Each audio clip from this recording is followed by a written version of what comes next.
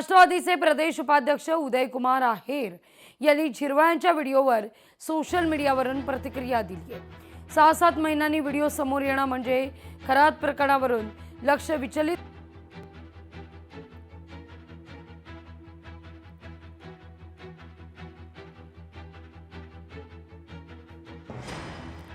विजय वडेट्टीवार यांनी नेमकं काय म्हटलंय ते आपण पुन्हा एकदा पाहूया।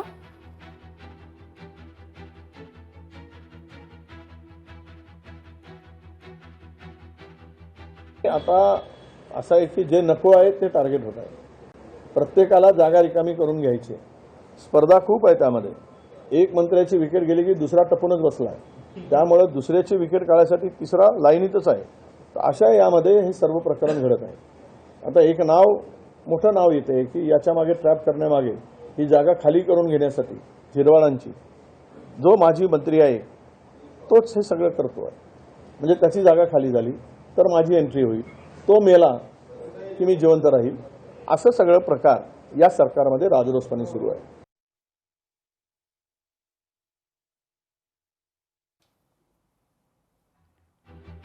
सातारा जिल्हा परिषदेच्या सभापतींची निवड आहे। 4 एप्रिलला ही निवड होणार आहे। नामनिर्देशन पत्र 10 ते 12 वाजेपर्यंत भरलं जाणार आहे। सातारा जिल्हा परिषदेच्या सभापती निवडीची विशेष सभा 4 एप्रिलला होणार आहे। जिल्हा परिषदेमध्ये अध्यक्ष आणि उपाध्यक्ष पदाच्या निवडीसाठी विशेष सभा 20 मार्च रोजी पार पडलेली होती। त्यापासून 15 दिवसाच्या आतमध्ये 4 सभापतींच्या निवडणुकी घेणं आपल्याला क्रमप्राप्त होतं। त्या अनुषंगाने 4 एप्रिल रोजी विशेष सभेचं आयोजन करण्यात आलेलं आहे। या सभेमध्ये समाज कल्याण सभापती, महिला व बालकल्याण सभापती व इतर 2 सभापती अशा 4 सभापती पदाची निवडणूक पार पडणार आहे। नाशिकमधील म्हाडा घोटाळा प्रकरण आणि या प्रकरणी उच्चस्तरीय चौकशी होणार आहे। महसूल मंत्री चंद्रशेखर बावनकुळे यांनी या संदर्भात आदेश दिले आहेत।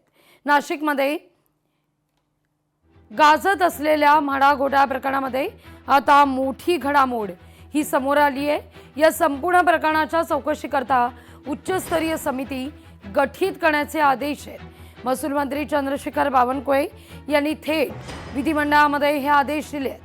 आमदार देवयानी फरांदे यांनी सभागृहात लक्षवेधी मांडत या घोटाळ्याचे गंभीर पैलू उघड केले आहेत।